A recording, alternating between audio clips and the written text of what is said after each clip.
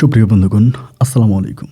দূরে গেছে দেশে অথবা দেশে বাইরে থেকে প্রিয় বন্ধুরা ঠিক এই মুহূর্তে যে যেখান থেকে বাস্তব জীবনের গল্প শোনার জন্য আমার সাথে জয়েন করেছেন আমি আপন। আর যে আপন জীবনের গল্পের 1118তম পর্বে আপনাকে বরাবরের মতো স্বাগতম জানাচ্ছি। বন্ধুরা, আজ আমি আপনাকে শোনাবো সিলেটের ছেলে আনবীরের জীবনের কলিজা কাঁপানো চরম কষ্টকর এক ভালোবাসা মুখর বাস্তব জীবন কাহিনী। বন্ধুগণ, আজকের গল্পের টাইটেল প্রতি রাতে স্বামীকে কবর থেকে ডাকে স্ত্রী। মৃত্যুর পরে কবর থেকে স্বামীকে ডাকার বিষয়টা সত্যিই বড় অদ্ভুত এবং ভয়ঙ্কর। এই গল্পটা এক ভয়ঙ্কর ভালোবাসামুখর বাস্তব জীবনের গল্প। সিলেটের প্রত্যন্ত এলাকার আনবীরের জীবনের গল্পটা আমি বিশ্বাস করি যে প্রতিটা মানুষের হৃদয় স্পর্শ করে যাবে। প্রিয় বন্ধুগণ, 2024 সাল শেষ হতে চলেছে। কিছুক্ষণ পরেই হয়তো আমরা 2025 সাল দেখতে পাবো। 24 সালে ঘটে যাওয়া খারাপ স্মৃতিগুলো ভুলে ভালো স্মৃতিগুলোকে মনে রেখে 2025 সালকে আমরা স্বাগতম জানাবো। আমি আশা করব শুরু থেকে শেষ পর্যন্ত আনবীরের জীবনের গল্প জুড়ে আপনারা আমার সাথেই থাকবেন এবং গল্প শেষে আনবীরকে আপনার মতো করে একটা মন্তব্য কমেন্ট বক্সে লিখবেন। ধন্যবাদ সবাইকে। সুপ্রিয় বন্ধুগণ, আসসালামু আলাইকুম। আমরা মোহাম্মদ আনবীর হোসেন, আমার বাড়ি রাজধানী ঢাকা। বন্ধুগণ, আমি আমার জীবনের গল্পটা শুরু করার শুরুতে আপনাদেরকে আমার পরিবারের বিষয়ে জানিয়ে রাখি। আমার পরিবারে আমি আছি, আমার বাবা আছে, মা আছে, রয়েছে আমার ছোট একটা ভাই। আমরা টোটাল 2 ভাই, আমাদের কোনো বোন নেই। আমাদের পরিবারটা রাজধানী ঢাকার বুকে এক উচ্চবিত্ত পরিবার। আমার বাবা পেশায় একজন সরকারি চাকরিজীবী, তার পাশাপাশি একজন প্রতিষ্ঠিত ব্যবসায়িকও বটে। আমি ছোটোবেলা থেকে প্রচুর আদর আর ভালোবাসার মাঝে আমার শৈশবের দিনগুলো কাটাই। একটা বড় বিষয় হচ্ছে কি জানেন, আমার ভাইয়ের সাথে আমার বয়সের পার্থক্য অনেক বৎসরের। প্রায় আমার সাথে আমার ভাইয়ের বয়সের পার্থক্য 10 বৎসরেরও বেশি। আমার ছোটো ভাইটা আমার অনেক ছোট। এই বিষয় নিয়ে না আমার মনের ভিতরে অনেক প্রশ্ন জাগতো যে আমার ছোটো ভাইটা আমার থেকেও এত ছোট কেন। ও তো আমি হওয়ার পরপরই যদি হতো তাহলে এত ছোটো তো হওয়ার কথা না। আমি মাকে মাঝে মাঝে জিজ্ঞেস করতাম যে তোমার কোনো সমস্যা ছিল কি না বাচ্চা প্রসব করতে বা বাচ্চা নিতে। মা বলতো যে হ্যাঁ, আমার একটু সমস্যা হয়েছে তুই হওয়ার পরে, এরপরে আমার মানে তোর ছোটো ভাইটা হইতে অনেক সময় লেগেছে। যদিও মায়ের এই কথাটাকে আমি ছোটোবেলায় বিশ্বাস করতাম, কিন্তু যখন আমি বড় হই, কলেজে পড়াশোনা করি, তখন জানি কেন আমার মায়ের এই কথাটা আমার বিশ্বাস হচ্ছিল না। ঠিক এই কারণে আমার মা এবং বাবার চেহারার সাথে আমার চেহারার তেমন একটা মিল আমি খুঁজে পাচ্ছিলাম না। শুধু তাই নয়, বিভিন্নভাবে আমি যে আমার বাবা মায়ের সন্তান না, এটা আমি প্রমাণ পেয়ে যাই। তারা আমার ছোটো ভাইকে অনেক আদর করে ভালোবাসে। আমাকে যে ভালোবাসে না ঠিক তা না, আমাকেও কিন্তু যথেষ্ট ভালোবাসে। কিন্তু এরপরও দুটো ভালোবাসার মাঝে আমি কেমন জানি একটা পার্থক্য দেখতে পাই। আমি যখন কলেজে পড়ি তখন আমার ছোটো ভাইটা অনেকটাই ছোট, ও তখন আব্বা আম্মার সাথেই থাকে। তো এইভাবে সময়গুলো কাটতে কাটতে একটা পর্যায়ে আমি ঠিক এরকম একটা সত্য ঘটনা জানতে পারি, যেটা জানার পরে আমার কলিজাটা আসলেই ফেটে যায়, আসলেই ভেঙে যায়। আমি জানতে পারি খুব ছোটোবেলায় আমাকে আমার বাবা মা এতিমখানা থেকে নিয়ে আসে। মূলত আমি রাজধানী ঢাকার একটা এতিমখানার ছেলে, এবং সেখান থেকে আমার বাবা মায়ের সন্তান হচ্ছিল না বলে তারা আমাকে ওখান থেকে নিয়ে আসে। এবং আমাকে নিয়ে আসার ঠিক 8 থেকে 10 বৎসর পরে আমার ছোটো ভাই হয়। ছোটো ভাই হওয়ার পরেও বাবা মা দুজনে আমাকে একইভাবে ভালোবেসে আসছিল। কিন্তু তারপরও কেন যেন আমার নিজেকে এই পরিবারের একটা আগাছা মনে হতো আমি সম্ভবত এই পরিবারের আগাছা। পরিবারের মানুষগুলো হয়তো আমাকে ওভাবে ভালোবাসে না, আমি হয়তো তাদের অতটা আপন হতে পারিনি। এরকম করে সময়গুলো কাটতে কাটতে একটা পর্যায়ে আমি ইন্টারমিডিয়েট পরীক্ষা দিই, এবং ইন্টারমিডিয়েটের রেজাল্ট আউট হওয়ার পরে আমি তখন বিশ্ববিদ্যালয়ে ভর্তি হব। তো আমার কেন জানি ভাই সিলেট এরিয়াটা ভালো লাগতো, মানে সিলেট বিশ্ববিদ্যালয়ে ভর্তি হবো বা সিলেটে পড়াশোনা করবো, মানে সিলেটের প্রতি আমার একটা আগ্রহ কাজ করে সবসময়। আমি জানি না, একেবারে ছোটোবেলা থেকে আমি যখন ইউটিউবে বা কোথাও সিলেটের কোনো ভিডিও দেখতাম বা সিলেট কথাটা শুনলেই যেন আমার ভিতরটা কেমন কেঁপে উঠতো। কেন এটা হতো এইটা ঠিক আমার জানা নাই, কিন্তু আমি চাচ্ছিলাম যে সিলেটে পড়াশোনা করার জন্য। কিন্তু আমার আব্বা আমাকে সিলেটে পাঠাবে না। তারা বলতেছে না, সিলেটে পড়াশোনা করতে হবে না, কারণ সিলেট থেকে মানুষ এসে ঢাকায় পড়াশোনা করে। তাহলে আমি কেন সিলেটে পড়াশোনা করতে যাব? দুজনেই আমাকে সিলেটে যেতে দিল না, এবং সিলেটের কথাও তারা কেন জানি আমার মুখ থেকে শুনতে চায় না। আমি যতই অন্য ডিস্ট্রিক্টের কথা বলি, ওরা আমাকে খুব ভালোভাবে বাহবা দেয়, কিন্তু সিলেটের কথা বললে তারা কেমন যেন একটু খেপে যায়, রেগে যায়। এবং এই রেগে যাওয়ার কারণটা কি সেটা আমি সেই পর্যন্ত জানতাম না। একটা পর্যায়ে আমি ঢাকারই একটা বিশ্ববিদ্যালয়ে ভর্তি হই। আমার কিন্তু তেমন কোনো বন্ধু বান্ধব নাই। হয় না যে একটা ছেলের অনেকগুলো মেয়ে বন্ধু থাকে, অনেকগুলো ছেলে বন্ধু থাকে, বাট আমার তেমন কোনো ভালো ছেলে বা মেয়ে বন্ধু নাই। আমি বেশিরভাগ সময় একা থাকতে পছন্দ করি। আমার কেন জানি কারোর সাথে মিশতে, কারোর সাথে কথা বলতে, ফ্রেন্ডের সাথে আড্ডাবাজি করতে, এই জিনিসগুলো আমার কখনোই ভালো লাগে না। আর আপনি শুনলে অবাক হয়ে যাবেন, এই বয়স পর্যন্ত আমি কখনো কক্সবাজার বা বাংলাদেশের বিভিন্ন ট্যুরিস্ট প্লেসগুলোতে ঘুরতে যাইনি। আমি ছোটোবেলা থেকেই বেশিরভাগ একা থাকতে পছন্দ করতাম বা একাই থাকতাম, কিন্তু সিলেট আমার খুব পছন্দের জায়গা। আমার কাছে মনে হলো জীবনে এই প্রথম আমি তখন সিলেটে ঘুরতে যাই। তো বিশ্ববিদ্যালয়ে পড়া অবস্থায় আমি যখন সিলেটে ঘুরতে যাই, আমার আরও কয়েকটা বন্ধুকে নিয়ে আমি সাথে যাই। তো সিলেটে যাওয়ার পরে আমার কাছে কেন জানি মনে হয় যে এই জায়গাটা আমার কাছে মনে হয় অনেক বেশি আপন। বেশ কয়েকদিন সিলেটে থাকলাম এবং থাকার পরে আমি একটা লম্বা সময় ধরে গিয়েছিলাম সিলেটে। যেহেতু আমার অনেক বছর ধরে ড্রিম ছিল সিলেটে ঘোরা, সিলেটে যাওয়া, তো সেই থেকে আমি স্বপ্নটাকে অনেক বড় করে আমি তখন সিলেটে যাই এবং আমি সিলেটের মাজার জিয়ারত করি এবং মাজারে আমি প্রচণ্ড রকমের কান্নাকাটি করি। আল্লাহ তাআলার কাছে হাত তুলে বলি যে আমি তো আসলে আমার বাবা মায়ের সন্তান না, কিন্তু আদৌ কি আমার বাবা কি আমার মা এগুলো তো আমি জানি না। এদের জন্য আমি দোয়া করি আল্লাহ যেন আমার জন্মদাতা বাবা মাকে ভালো রাখে, এবং কেন তারা আমাকে এতিমখানায় দিয়ে গেল এটারও কোনো সৎ উত্তর আমি তখনও খুঁজে পাই না। যাই হোক, একটা পর্যায়ে যেটা হলো সেটা হচ্ছে আমি আস্তে আস্তে করে মানে সিলেটের দর্শনীয় স্থানগুলোতে ঘুরে বেড়াইতেছিলাম। এরকম করতে করতে সিলেটে একটা চায়ের বাগান, মানে অনেক বড় একটা চায়ের বাগান, ওইখানে আমি ঘুরতেছি এবং ওখানে ঘোরাফেরা করতে করতে হঠাৎ করে আমার এক বন্ধু এসে আমাকে বলতেছে যে দোস্ত তোর বাবারে পাইছি। এরকম করে আমার বলে, মানে ওরা অনেকেই জানতো যে আমি আসলে যে পরিবারে বড় হচ্ছি এটা আমার পরিবার না, মানে ওরা আমার বাবা মা না। তাহলে বন্ধু দৌড়ে এসে আমাকে বলতেছে যে আনবির তোর বাবারে পাইছি। আমি তখন একটু অবাক হয়ে গেলাম। আমি বললাম আমার বাবারে পাইছিস মানে তুই আমার বাবারে কোথায় পেলি? বলো তোর বাবারে পাওয়া গেছে, তুই কি দেখবি? না, আমার দেখার ইচ্ছা নেই। আমার আব্বারে কোথায় পাইছিস আগে তুই বল, আমি শুনি। দেন আমাকে তখন বলতেছে তুই আয় এদিকে আয়। পরে আমাকে তখন টেনে নিয়ে গেল এবং টেনে নিয়ে যাওয়ার পরে আমি দেখলাম যে চায়ের বাগানে একজন লোক কাজ করতেছে, মানে একটা লোক কাজ করতেছে এবং ও বলতেছে এটা নাকি আমার বাবা। আমি পিছন থেকে লোকটাকে দেখি, আমি তখন বললাম যে তুই আমারে কি বললি এটা আমার বাবা? এটা বলে বন্ধু অবিকল তোর চেহারা, বিশ্বাস করছ না তুই দেখ।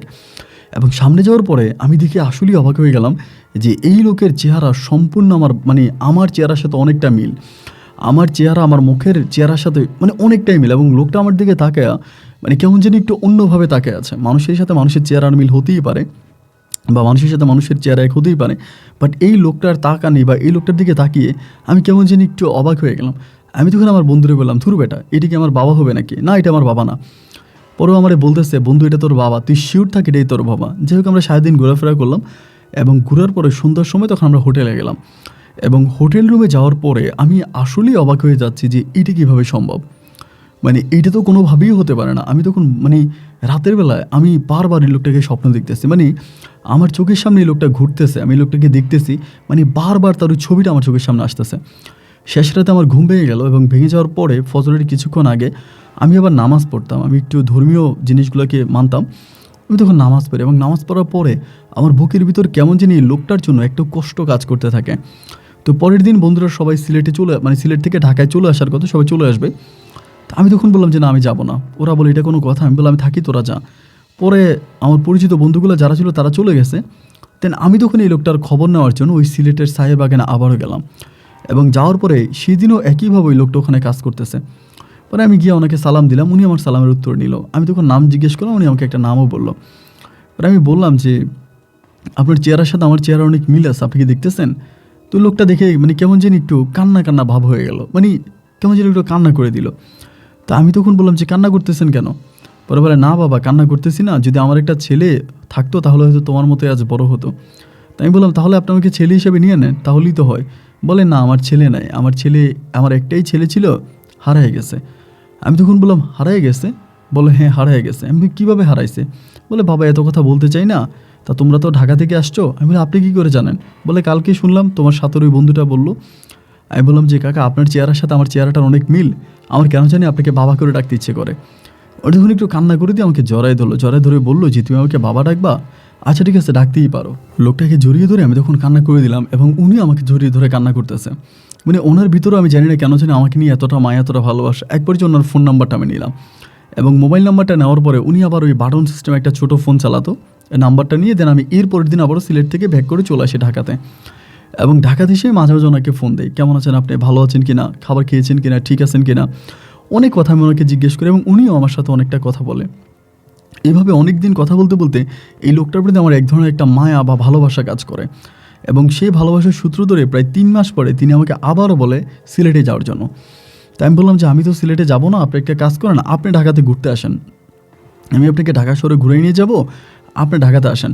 উনি আমাকে বলে যে না না না আমি ঢাকাতে যাব না, আমার বউ তোমাকে দেখতে চাইছিল, তো এই জন্য আমি তোমাকে বলতেছি একটু আসার জন্য। তো এই আমি বললাম আচ্ছা ঠিক আছে যাবো। তো উনি আমাকে যে মাসে বললো এই মাসে আমি গেলাম না, এর পরের মাসে আমি তখন সিলেটে গেলাম।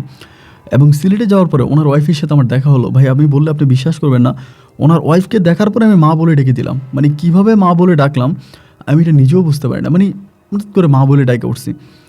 এখন মা বলে ডাকে ওঠার পরেই এই লোকটাই তখন করলো কি, মানে ওই মহিলাটা আমাকে জড়ায় ধরে কান্না করতেছে এবং ওই মহিলাটার মুখে আমি তখন প্রথম শুনতে পাই যে সে তার দূর সম্পর্কের এক ভাইয়ের বাড়িতে বেড়াইতে যায় ঢাকাতে, এবং বহু বছর আগে তখন তার একটা বাচ্চা ছিল এবং ওই বাচ্চাটা তখন হাঁটতো, মানে ছোটো ছোটো হাঁটতো আর কি, মানে একটু একটু হাঁটতো।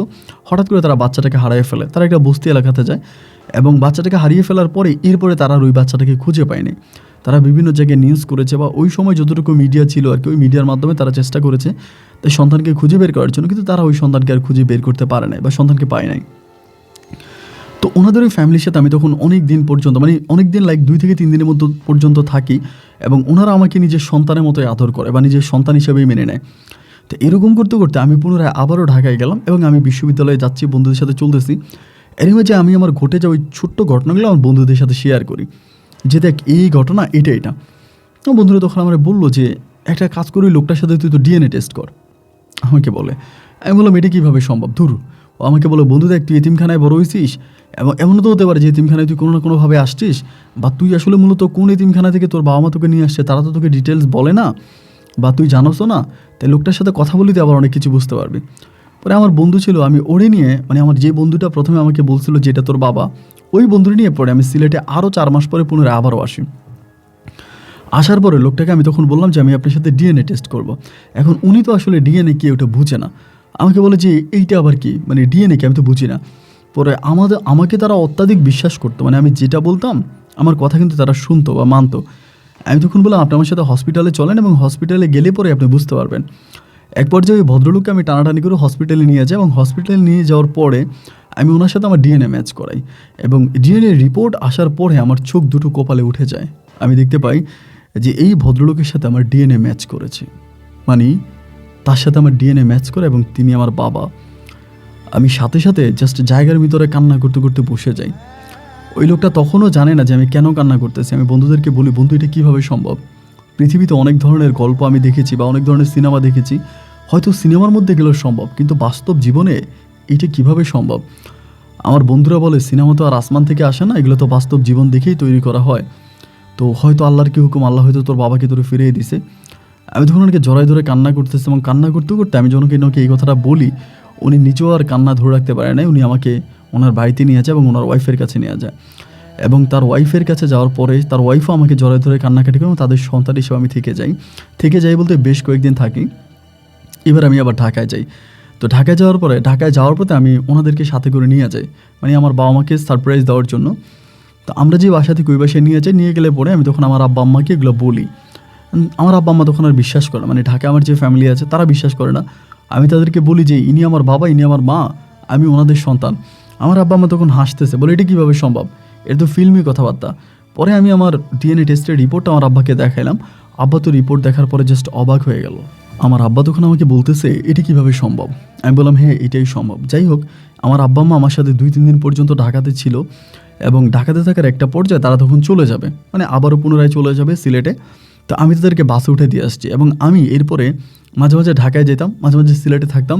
এরকমভাবে যাতায়াত করতে করতে প্রায় 3 and 4 মান্থের মতো কাটে। এরই মাঝে হঠাৎ করে আমার যেহেতু একটা ছোটো ভাই আছে এবং এটা তাদের আপন সন্তান, আমি তাদের আপন সন্তান না। একদিন দেখলাম হঠাৎ করে আমার আব্বা আম্মা দুজনেই জানি আমার উপরে কেমন একটু রাগ, মানে আমার সাথে ঠিকমতো একটা কথা বলে না, কেমন জানি তারা মানে আমার উপরে খুবই ক্ষুব্ধ, মানে রাগান্বিত মনে হচ্ছে। তো কেন এতটা রাগান্বিত এটা তো আর আমি বুঝি না। একবার যে আমার আব্বা আমাকে ডিরেক্টলি বললো যে আনবীর, আমি তোমাকে ছোটোবেলায় এতিমখানা থেকে এনেছিলাম এবং ওই এতিমখানার মাধ্যমে জানতে পারি যে তোমাকে কেউ একজন এতিমখানায় দিয়ে গেছে। তো সম্ভবত তোমাকে কোথাও না কোথাও পাইছে, পাওয়ার পর এতিমখানায় দিয়ে গেছে, আর আল্লাহর হুকুমে তুমি তোমার বাবা মাকে আবারও পেয়ে গেছো এবং তাদের সাথে তোমার কমিউনিকেশান আছে, তুমি যাচ্ছ তাদের সাথে কথা বলতেছো, এভরিথিং ইজ এ ডান, সব ঠিক আছে। বাট আমি আজ যে তোমার ফাদার হিসাবে তোমাকে ছোটোবেলা থেকে বড় করছি, একদম ছোটোবেলায় তোমাকে আমি নিয়ে আসি এবং সেখান থেকে আজকের এই বয়স পর্যন্ত আমি তোমাকে কোলে পিঠে করে বড় করছি, মানুষ করছি, তুমি আমাদের সন্তান, সবই ঠিক আছে। কিন্তু এই বয়সে এসে তুমি যদি তোমার বাবা মাকে খুঁজে বের করে তাদের সাথে যোগাযোগ রাখতে চাও, তাহলে তোমাকে তাদের কাছে চলে যেতে হবে। দ্যাট মিনস তোমার দুটো অপশন। ফার্স্ট অপশন হচ্ছে তুমি আমাদের সাথে থাকলে তোমার ওই আব্বা আম্মার সাথে কোনো যোগাযোগ করতে পারবে না, তাদের সাথে কোনো সময় কোনো কন্ট্রাক্ট করতে পারবে না, এটা তোমাকে কোরআনে হাত দিয়ে শপথ করতে হবে। আর অন্যথায় তুমি যদি তাদের সাথে যোগাযোগ করতেই হয় তাহলে আমাদের কাছ থেকে চলে যেতে হবে।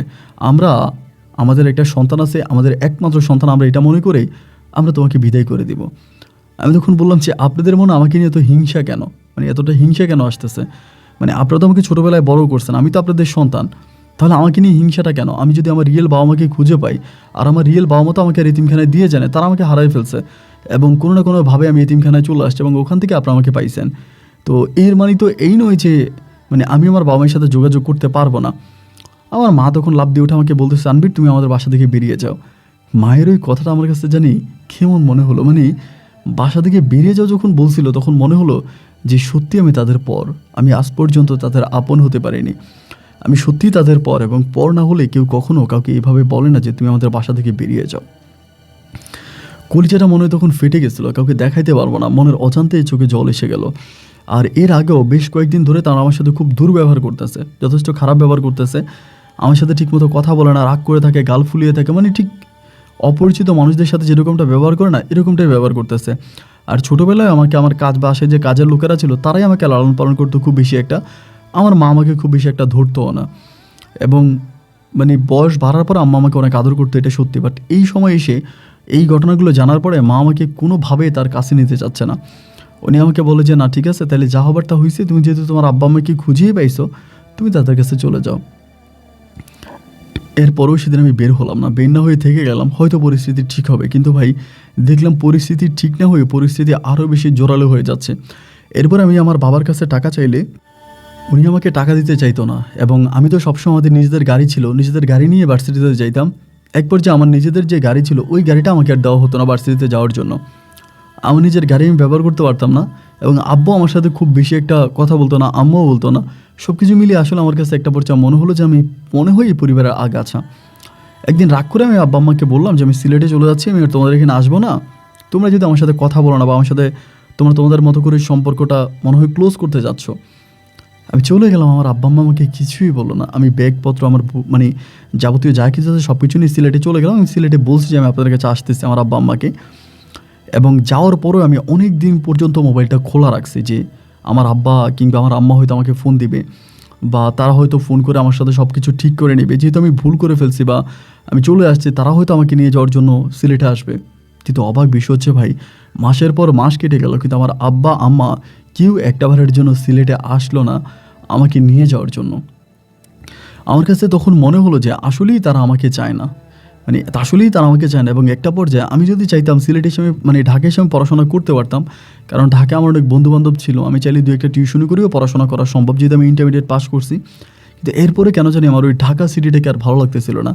মানে ঢাকায় গেলে আমার কাছে মনে হয় যে ঢাকার মানুষগুলো প্রচণ্ড পাষাণ, ওদের মন বলে কিছুই নাই, তারা কঠিন মনের অধিকারী। এই বিষয়গুলো যখন মনে হচ্ছিল, একটা পর্যায়ে আমি সিদ্ধান্ত নিলাম যে না, আমি আর ঢাকাতে যাবই না। এবং ফাইনালি আমি আর ঢাকায় গেলাম না, ঢাকায় না গিয়ে সিলেটেই থাকতে শুরু করি। এবং আমার যে নতুন বাবা মা আছে ওদের সাথে আমার সময় কাটাইতেছে, আস্তে আস্তে করে নতুন নতুন বন্ধু তৈরি করলাম। আর সিলেট তো আমার প্রথম থেকেই ক্রাশ ছিল, সো সিলেটে আসাটাই আমার কাছে মনে হয় যেন একটা স্বর্গীয় বিষয়। এবং এই জায়গায় আসে সবার সাথে উঠে বসে কথাবার্তা বলে আনন্দ করি, ফুর্তি করে এনজয় করি, এমনভাবে সময়গুলো কাটতে কাটতে আমি আস্তে আস্তে করে আমার পুরনো স্মৃতিগুলোকে ভুলতে শুরু করলাম। দীর্ঘ প্রায় 1 বছরেরও বেশি সময় হয়ে গেল আমি আমার আব্বা আম্মার সাথে আছি, অ্যান্ড তখন আমি তেমন কিছুই করি না। আমি আমার আব্বা আম্মার সাথে সিলেটে সায়ের বাগান আছে, ওইখানে কাজ টাজ করি এবং এদিক সেদিক ঘোরাফেরা করে লাইফটাকে এনজয় করে কাটাচ্ছিলাম। এবং খুবই অদ্ভুতভাবে আমাকে বিভিন্ন মানুষ দেখতে আসতো। আমার মাথার চুলগুলো অনেক লম্বা ছিল এবং খুব স্টাইলিশ করে চলাফেরা করতাম, ছোটোবেলা থেকে এরকমটাই ছিলাম।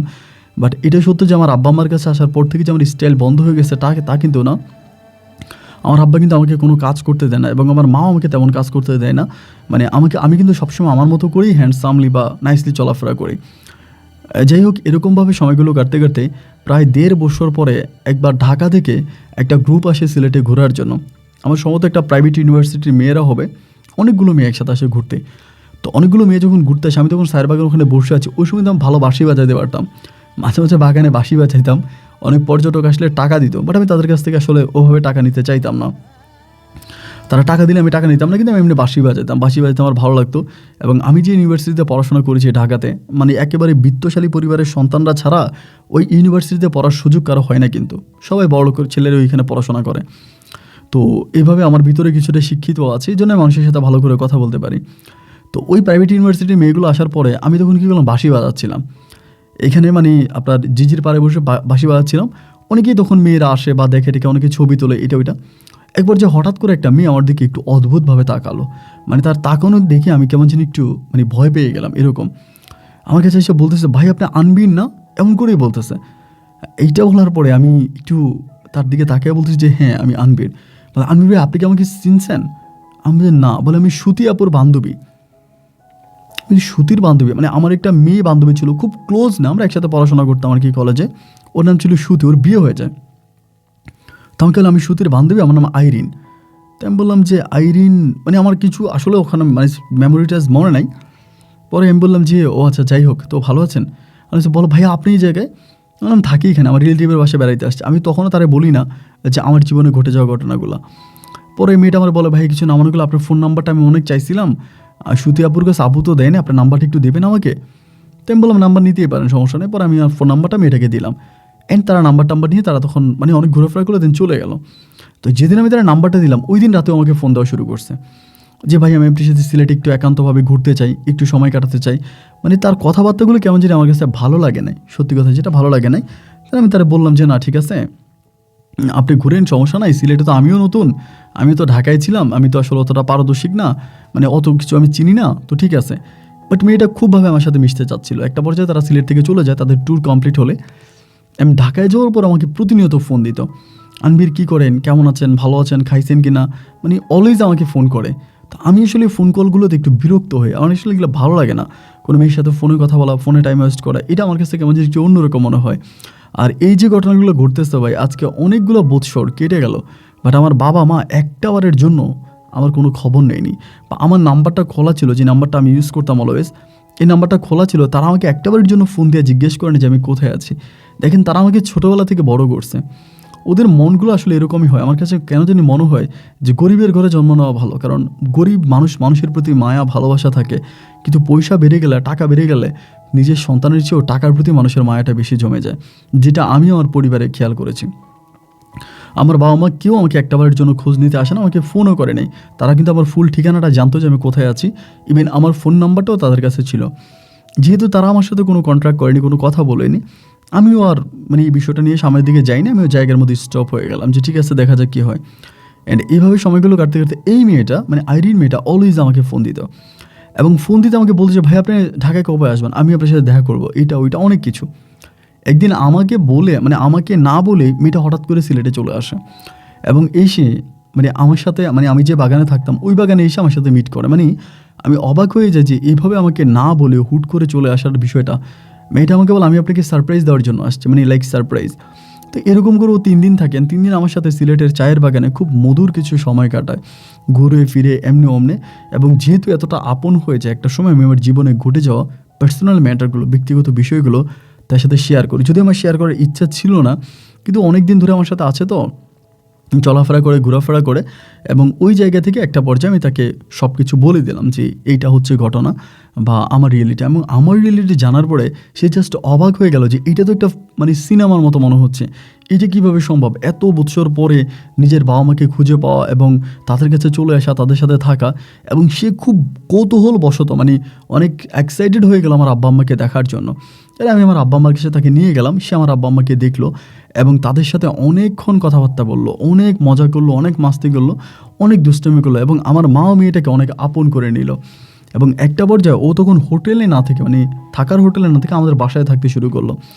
আমার সাথে সকালবেলা হচ্ছে তরকারি নিয়ে আসে আপনার ইয়ে থেকে, সবজির ইয়ে থেকে, জমি থেকে, এবং এসে এটা রান্না করে আমার সাথে থাকে। মানে একদম লোকালি একজন সিলেটের গ্রামের মেয়েরা যেরকম করে চলাফেরা করে, আইরিন মেয়েটা ঠিক একইভাবে আমার সাথে চলাফেরা করতে শুরু করলো। এই মেয়েটা দেখতে যদিও খুব বেশি সুন্দর ছিল না, শ্যামবরণ ছিল, কিন্তু মনটা অনেক ভালো ছিল, মানে অনেক ভালো মনের একটা মেয়ে ছিল। এরকম করে আমার সাথে চলাফেরা করতেছে অনেক দিন পর্যন্ত, প্রায় 15 ডেজের মতো ছিল আমার সাথে। এবং এই 15 দিনে মেয়েটাকে আমার অদ্ভুত রকমের ভালো লেগে যায়। মানে যদিও আমি আমার নিজের ভালো লাগা কখনো প্রকাশ করি না বা করতে চাই না, তো মেয়েটাকে আমার আসলেই ভালো লাগে, খুব ভালো লাগে। এবং সিলেটে যাওয়ার পর ঢাকায় ব্যাক করার পরে অলওয়েজ আমার সাথে কথা বলতো, মানে এবং কয়েকদিন পর পর মানে লাইক আপনার 15 দিন 20 দিন বা 1 মাস পর পর আমার কাছে চলে আসতো, আমার সাথে থাকতো, আমার সাথে ঘুরতো ফিরতো, আমার সাথে অনেক এনজয় করতো। মানে আমি জাস্ট অবাক হয়ে যেতাম যে একটা মানুষ এরকম হয় কী করে। মানে আমার প্রতি তার এত আবেগ, ইমোশন, ভালোবাসা ছিল যেটা আমি আসলে লাইক বলে বোঝাতে পারবো না। এমন করতে করতে দুজন দুজনের মাঝে যেন হারিয়ে যায়, এক নতুন প্রেমের সম্পর্ক আমাদের শুরু হয়। এবং সম্পর্কটা ঠিক এতটাই গভীর হয়ে যায় যে সিলেটের ওই দিনগুলো আমি আমার জীবনে কখনো ভুলতে পারবো না। চায়ের বাগানের ফাঁকে বসে ওর হাতে হাত ধরে মিষ্টি কিছু মুহূর্ত আমি আমার জীবনে কাটিয়েছি, যে মুহূর্তগুলো প্রতিটা সেকেন্ডে সেকেন্ডে আমার আজও মনে পড়ে। যেন নিঃশ্বাস থেমে যায় যখন এই স্মৃতিগুলো আমি মনে করি। ও আর আমি একইভাবে অনেকগুলো দিন সিলেটের ওই জাফলং চায়ের বাগানে, ঝর্ণাতে, এখানে সেখানে অনেক মনোমুগ্ধকর সময় আমি কাটিয়েছি। ঝাঁকের পাড়ে আপনার কুচির পানিতে, যেখানে লেক বলে, লেকের পানিতে আমি ওকে নিয়ে নৌকা চালিয়েছি। মাছ ধরিয়া যাওয়ার পরে আমি লেকের পানি এবং পরিষ্কার ওই স্বচ্ছ পানিগুলো ওর মুখের উপর ছিটাচ্ছিলাম। ওর চুলগুলো অনেক লম্বা ছিল, যদিও দেখতে কালো ছিল, কিন্তু ওর মুখে মায়ায় টুইটুম্বর ছিল। এত বেশি ভালোবাসছি এই মানুষটাকে, আমি ভুলতে পারবো না। প্রায় 1.5 থেকে 2 বছরের মতো তার সাথে আমার এই প্রেমের সম্পর্ক চলতে থাকে। অ্যান্ড দুজন দুজনকে অনেক বেশি ভালোবাসি। এবং ভালোবাসার এই পথটা অনেক বেশি কাঁটা জড়া ছিল, কারণ ওর বাবা ভালো একটা পরিবার ছিল, মানে ওদের ফ্যামিলি ব্যাকগ্রাউন্ড খুব ভালো ছিল। ওর বাবা বিজনেস করতো, মূলত ওর বাবা থাকতো ফ্রান্সে। ফ্রান্সে ওনার নিজেদের বিজনেস আছে এবং ও অনেকবার ফ্রান্সে গিয়েছিল। এখন দেখা গেল যেহেতু ওর প্রতি আমি এতটাই দুর্বল হয়ে যাই, মানে দুজন দুজনকে এতটাই ভালোবাসি, এতটাই ইমোশন হয়ে যায়, এত প্রেম, এত আবেগ, এত অনুভূতি, এত ভালোবাসা কাজ করে। একটা সময় দেখা গেল এরকমভাবে চলতে চলতে এই যে বারবার সিলেটে আসে যায়, ওর মা বিষয়টা কিছুটা ডাউট করে। যদি ওর বাবা বাংলাদেশে থাকতো না তো মাঝে মাঝে আসতো, কিন্তু ওর মা বিষয়টা সন্দেহ করে, এবং সন্দেহ করে ওর বাবার সাথে তখন বিষয়টা শেয়ার করে, মানে ওর বাবাকে বলে যে এমন এমন ঘটনা এইভাবে, এখন মানে আপনি কি বলেন, এটা কথা বলে। এবং কথা বলার পরে ও আমাকে তখন বিষয়টা জানায়। জানালে আমার খুব ভয় লেগে যায় যে আসলে এটি কীভাবে সম্ভবত হতে পারে না। দেন এক পর্যায়ে হলো কি, ওর বাবা তখন ওকে এসে খুব কঠিনভাবে ধরে জিজ্ঞেস করে যে তুমি কার সাথে ফোনে কথা বলো, বা কেন তুমি বারবার সিলেটে যাও। এবং এগুলো জিজ্ঞেস করলে পরে ও তখন মানে ওর বাবাকে ট্রুলি বলে দেয় যে আমাকে লাভ করে। কিন্তু এখানেও একটা বিষয় মিথ্যা বলে। মিথ্যাটাকে আমি আপনাকে বলে দিই, ওর বাবাকে আমার যে আগের বাবা মা ছিল, যাদের কাছে আমি ছোটোবেলা থেকে বড় হয়েছি, তাদের ঠিকানাটা দেয়। মানে আমার যারা রিয়েল বাবা মা, এদের অ্যাড্রেসটা ওর বাবা মাকেও দেয় না। ও যে অ্যাড্রেসটা দেয় এটা হচ্ছে আমি আগে যেখানে ছিলাম, যারা আমাকে ছোটোবেলা থেকে বড় করেছে, ওদের অ্যাড্রেসটা। তো এবং ওর বাবা তখন, আমার যে বাবা ছিল মানে আমার আগের, ওই বাবার কথা শুনলে ওর বাবা চিনতে পারে যে উনি তো অনেক ভালো মানুষ, বিজনেসম্যান, এবং গভর্নমেন্টের ভালো একটা পর্যায়ে আছে। তা ঠিক আছে, ওনার ছেলের কাছে আমার মেয়ে বিয়ে দিতে আমার কোনো আপত্তি নেই। এরকম করে ও বলে যে ঠিক আছে, আমাকে মানে আপনার আইরিনরে বলে ছেলের সাথে কথা বলে আমরা ছেলের পরিবারে যাব, তার সাথে দেখা করব।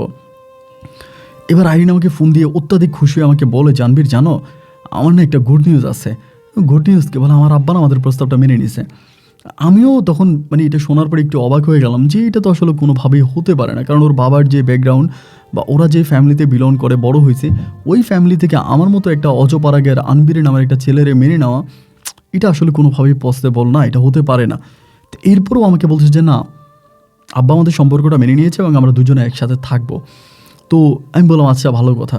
তো আমাকে বলে যে জান, এখানে একটা কাজ তোমাকে করতে হবে, মানে আমাকে পাওয়ার জন্য একটা ছোট্ট স্যাক্রিফাইস করতে হবে। আমি তখন বললাম যে সমস্যা নাই, স্যাক্রিফাইস তো অবশ্যই করবো, ভালোবাসার মানুষকে জয় করতে হলে তো স্যাক্রিফাইস করাই লাগে। তো আমাকে কি স্যাক্রিফাইস করতে হবে? ও আমাকে বলে তেমন বড় কিছু না, জাস্ট ছোট্ট একটা বিষয়। আমি আমার বাবার কাছে তুমি এখন যেখানে আসো সিলেটে, তোমার ওই বাবা মায়ের ঠিকানা দিই নাই। আমি আমার বাবার কাছে তুমি আগে যে বাবা মায়ের কাছে ছিলা তাদের ঠিকানা দিয়েছি। তো তোমাকে একটু কষ্ট করে তোমার ওই বাবা মায়ের কাছে আসতে হবে, এবং এসে সেখান থেকে আমাদেরকে মানে আমাকে বিয়ে করে নিতে হবে। এবং আমাকে বিয়ে করার পরে তুমি আমাকে ওই সিলেটে নিয়ে যাও, আমি সেই গ্রামেই থাকবো, আমি এখানে থাকবো না।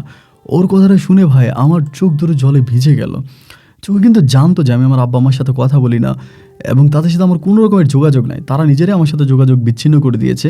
অ্যান্ড এরপরে ও কীভাবে পারলো তার বাবার কাছে আমার ওই পুরনো বাবা মায়ের ঠিকানা দিতে বা তাদের কথা বলতে, আমি সিরিয়াসলি অবাক হয়ে গেলাম। আমি ওরে বললাম যে কাজটা ভালো করো নাই আইরিন, আমি খুব কষ্ট পাই, সেটা বলে আমি ফোনটা কেটে দিই। সারা রাত আমি আর ফোনটা খুলি না। ফজরের কিছুক্ষণ আগে আমি নামাজ পড়ার জন্য উঠি এবং উঠলে ফোনটা চালু করি। And can you believe me যে আমি ফোনটা অন করার সাথে সাথে আমাকে কল দিয়েছে। তার মানে সারাটা রাত এই নাম্বারেও ট্রাই করে যাচ্ছে। ফোনটা রিসিভ করে পরও চিৎকার করে কান্না করতেছে এবং আমি ওর আশেপাশে কেমন যেন একটু নয়েজ পাচ্ছিলাম, মানে বাসায় থাকলে যে সাউন্ড না এরকম সাউন্ড, একটু ভিন্ন রকম সাউন্ড পাচ্ছি। তাই আমি বললাম যে তুমি কোথায়? বলে আমি বাসে। তুমি বাসে কেন? বলে আমি সিলেটে আসতেছি। আমি বললাম আইরিন তুমি কি পাগল হয়ে গেছো? তুমি সিলেটে কেন আসবা? আমাকে বলে আন্টির আমি আর থাকতে পারতেছি না, আমি পাগল হয়ে যাচ্ছি, আমি মরে যাবো। তুমি ফোন বন্ধ করছো কেন? আমি বললাম তো ফোন আমি বন্ধ করছি ঠিক আছে, আমি তো সারা জীবনের জন্য ফোন অফ করিনি, আমি তো অন করবোই। অ্যান্ড আমার সময় হলে অবশ্যই ফোন অন করবো। তোমার উপর রাগ করছে, রাগ করে ফোনটা বন্ধ করে দিয়েছি। তাই বলে কি তুমি এটা করবা? তুমি আমার কাছে চলে আসবা? আমাকে বলে আমি তোমাকে লাভ করি, আমি তোমাকে ছাড়া বাঁচবো না, প্লিজ আমি যাবো। মানে আমি বললাম যে একটা কাজ করো, তুমি এই পাগলামিটা করো না। না আমার কথা শুনো না, অলরেডি বাসে উঠে গেছে আর কি। মানে বাসে সিলেটের খুব কাছাকাছি আছে ওই সময়। মানে সিলেটের বাস তো সকালে, মানে ঢাকা থেকে যে বাসটা ছাড়বে তো সকালে এসে সিলেটে মানে থাকে আর কি। তো পরে আমি কী করলাম, ফজরের নামাজ পড়ে আস্তে আস্তে করে বাস স্ট্যান্ডের দিকে হাঁটতে শুরু করলাম, যেহেতু আসবে। তো আমাদের এখান থেকে মোটামুটি বাস স্ট্যান্ড অনেক দূর আছে, মানে সিএনজি দিয়ে যেতে হয়, এরপরে আবার অনেকটা মানে বেশ দূরে আর কি বাস স্ট্যান্ডটা, মাজার গেট। তা মাজার গেটের ওখানে যাওয়ার পরে ও তখন আসছে, বাস থেকে নামছে। নামার পরে বড় একটা ব্যাগ মানে হাতের মধ্যে। অ্যান্ড ব্যাগ দেখার পর তো আমি অবাক।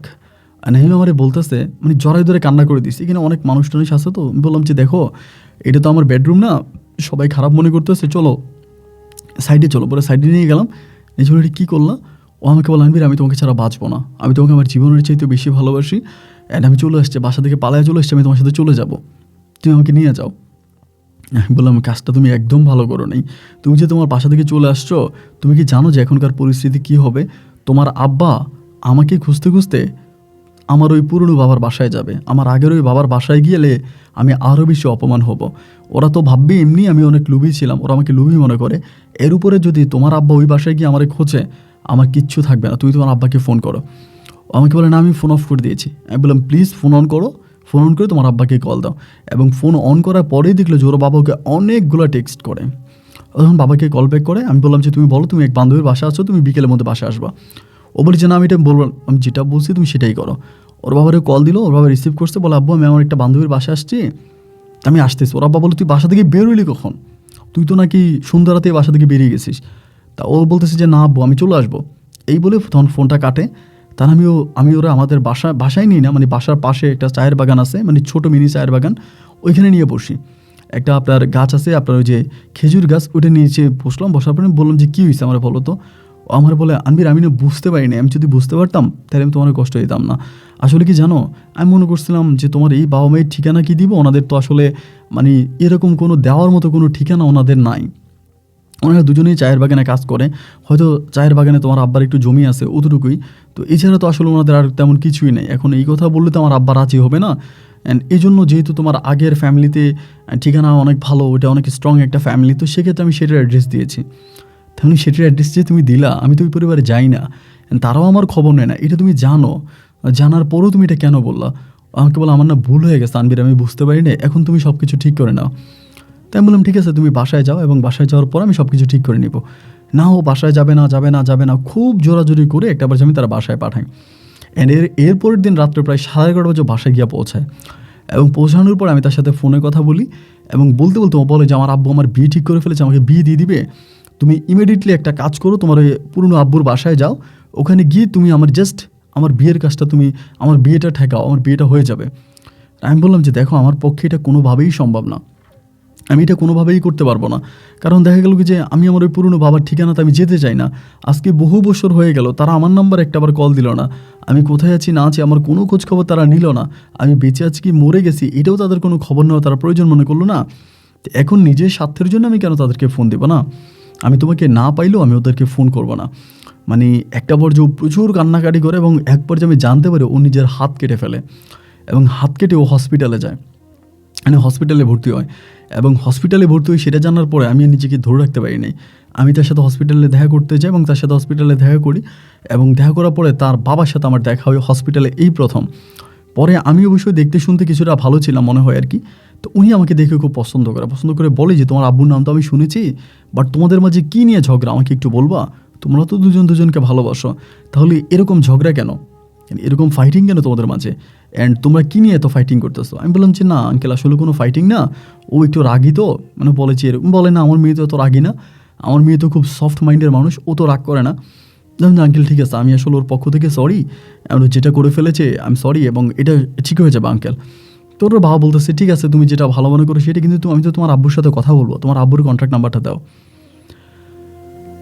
আমি তখন মানে কি বলবো, বলার মতো কোনো ভাষা নাই। আমি তখন বাধ্য হয়ে আমার আব্বুর ফোন নাম্বারটা ওনাকে দিয়ে দিয়েছি, কিন্তু মানে ফোন নাম্বারটা যে আমি দিলাম, আমি দিতে চাই না। ওর মুখের দিকে একবার তাকাইতেছি, আর বাবার মুখের দিকে একবার তাকাইছি, মানে আমি কী করবো।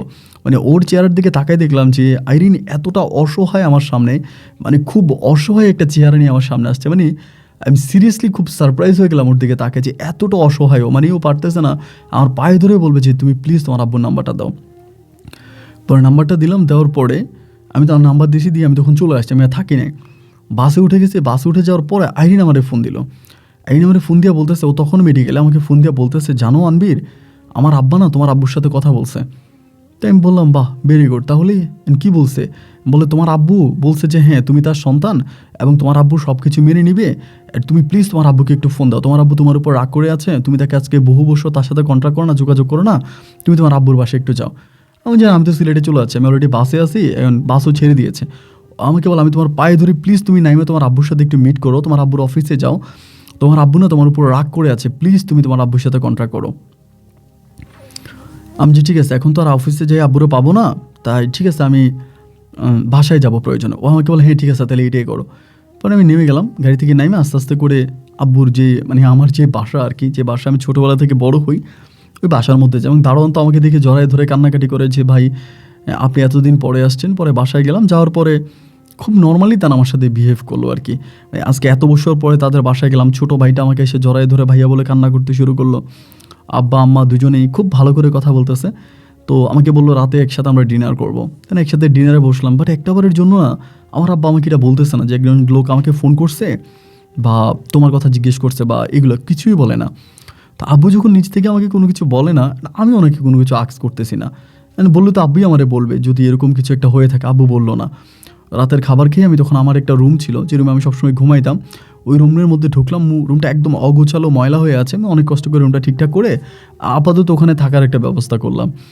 পরে রাতের বেলায় ফোন দিলাম আইরিনকে, ফোন দিয়ে বললাম আইরিন তুমি যে আমাকে বললা যে তোমার বাবা নাকি আমাকে বলছে যে আমার আব্বার সাথে নাকি কথা বলছে। ও বলে হ্যাঁ আমার সামনেই তো বলছে, তোমার আব্বা খুব সুন্দর বিহেভ করছে। আমি বললাম বাট আমার আব্বা তো আমাকে কোনো কিছু বলে নাই।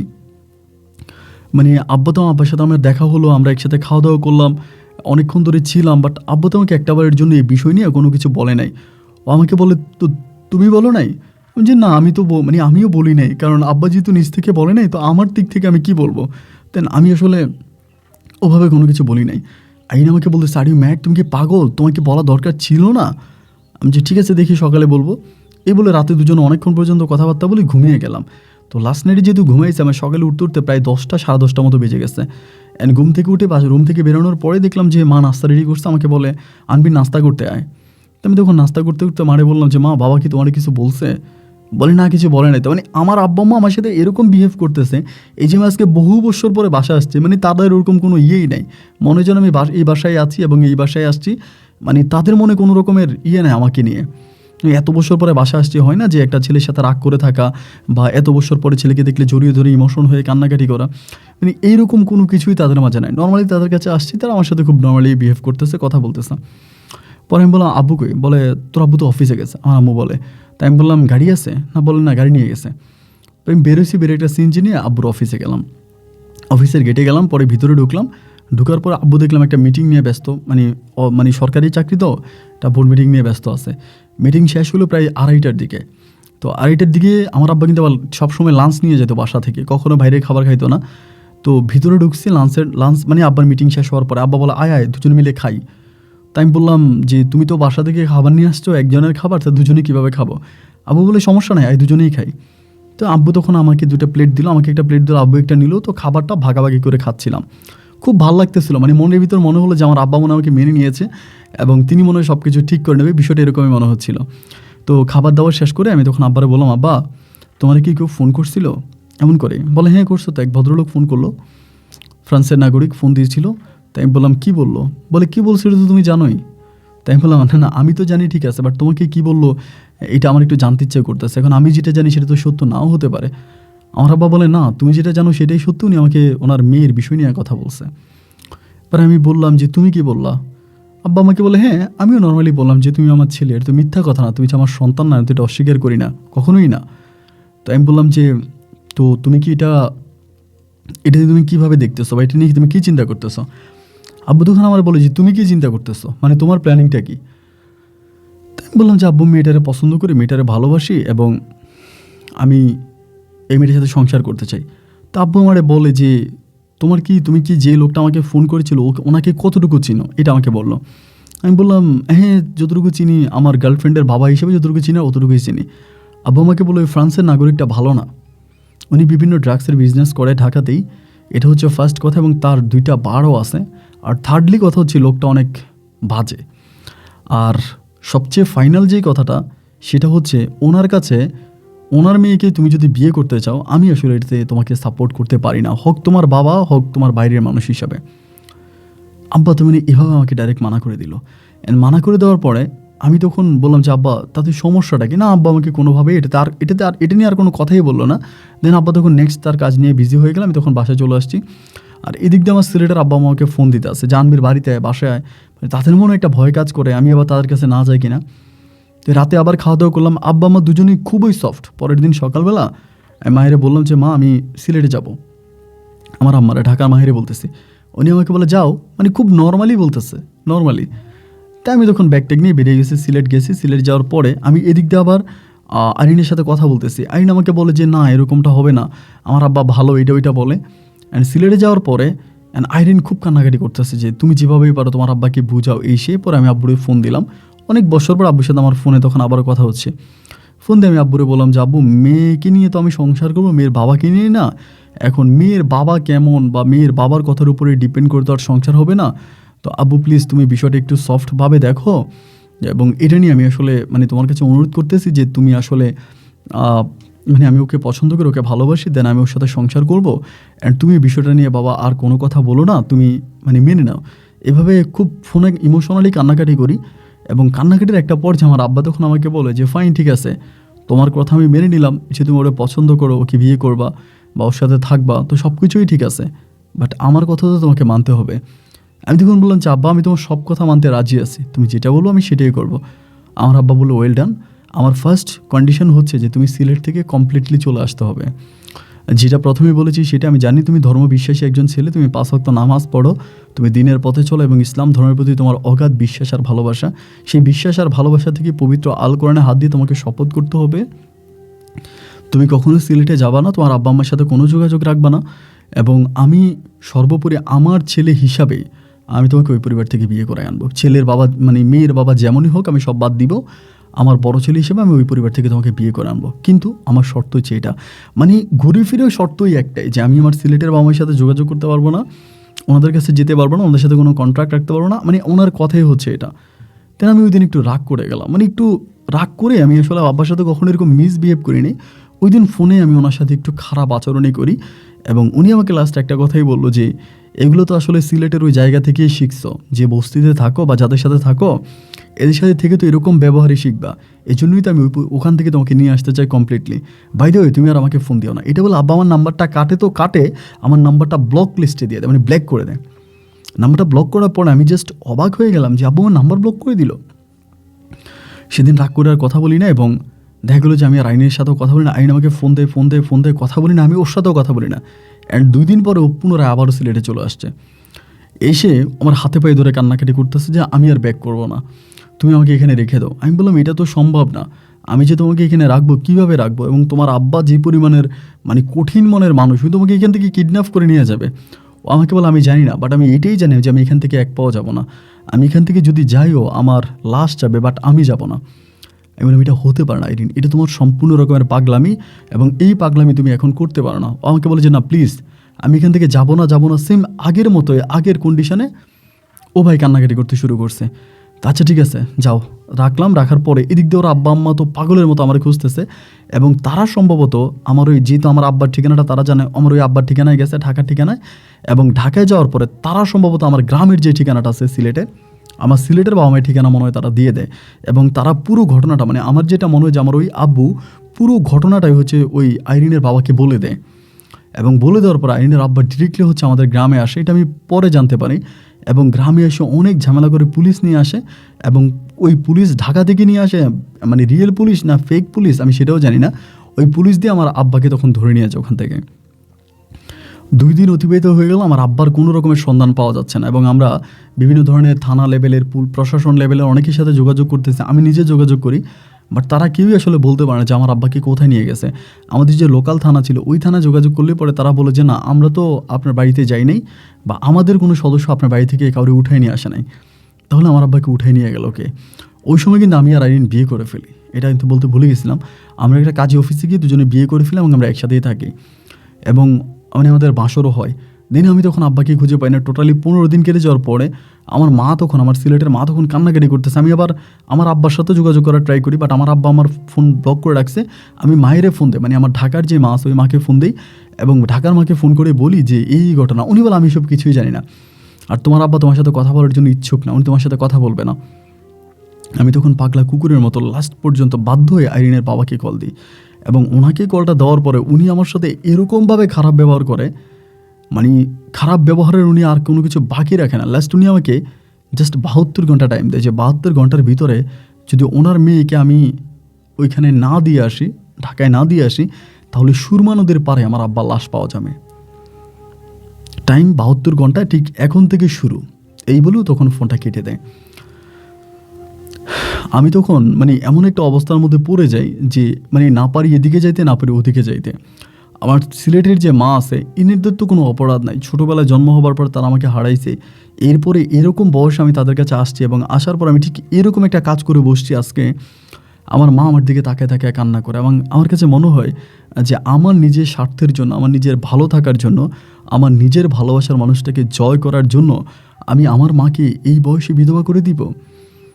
মানে আমার ওই মেমোরিজ তখন এতটাই খারাপভাবে কাজ করতেছিল, আমি আসলে বলতে পারবো না।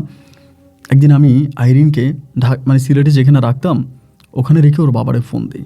মানে আমার কথা হচ্ছে আমার নিজের বাবাকে আমাকে বাঁচাইতেই হবে, আমার জন্মদাতা পিতাকে আমাকে বাঁচাইতে হবে যে কোনো ওয়াইতেই হোক।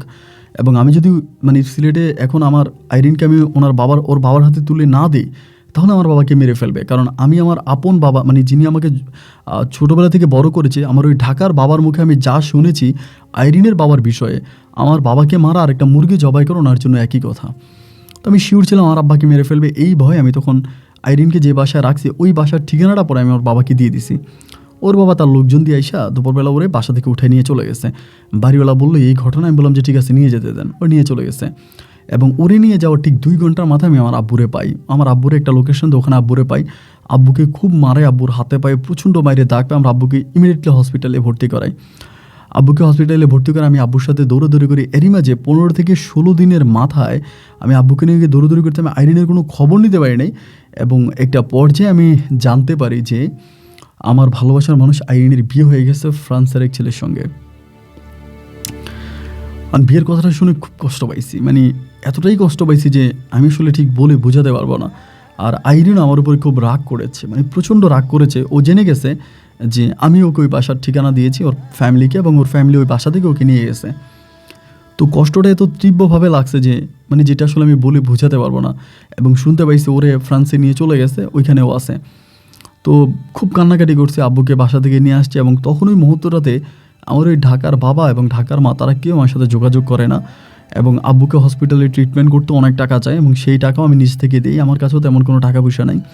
ওই মুহূর্তটাতে আমি তখন একেবারে নিজে একজন খেটে খাওয়া দিন মজুরের মতো চায়ের বাগানে কাজ করতে থাকি সকাল থেকে বিকাল পর্যন্ত। কারণ সর্বোপরি কথা হচ্ছে সংসার চালাতে হবে, মানে আমার সংসার চালাতে হবে।